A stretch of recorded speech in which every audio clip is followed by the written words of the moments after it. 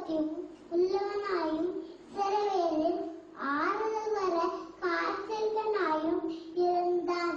அவன் மேல் பரிசுத்த ஆவி இருந்தார். கர்த்தருடைய கிறிஸ்துவை நீ காணும் முன்னை மனமடைய மாட்டாய் என்று பரிசுத்தாவினாலே கைவிக்கப்பட்டிருந்தது. அவன் ஆவின் மேலிருந்தாலே தேவாலயத்தை வந்திருந்தான்.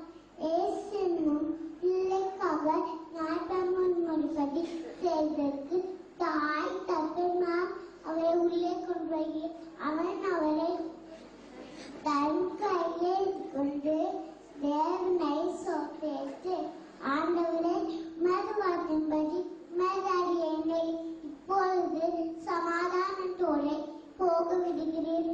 புறஜாதிகளுக்கு பிரகாசிக்கிற ஒளியாகவும் உம்முடைய ஜனமாகிய இஸ்ரவேலுக்கு மகிமையாகவும் தேவரின் சகல ஜனங்களுக்கும் முன்பாக ஆயத்தம் பண்ண உம்முடைய இரட்சகத்தை என் கண்கள் கண்டது என்றான். அவரை குறித்து சொல்லப்பட்டவைக்காக யோசேப்பும் அவருடைய தாயாகவும் ஆச்சரியப்பட்டார்கள்.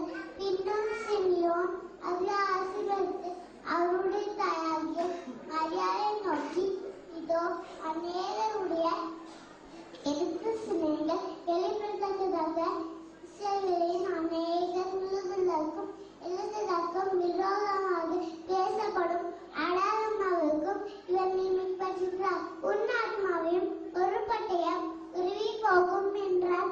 ஆசேருடைய கோக்கிரத்தாலும் பானுவேலின் குமாரத்தின்மான அன்னாள் என்னும் ஒரு தீர்க்கதரிசி இருந்தார்.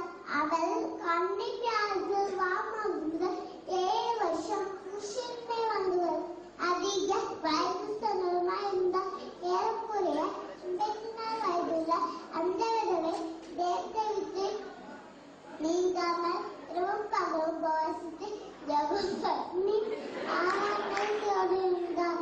அவளும் அந்நேரத்திலே அந்த நின்று கர்த்தரை புகழ்ந்து எருசலேமிலே மீட்புண்டாக காத்திருந்து யாவருக்கும் அவரை குறித்து பேசினார்.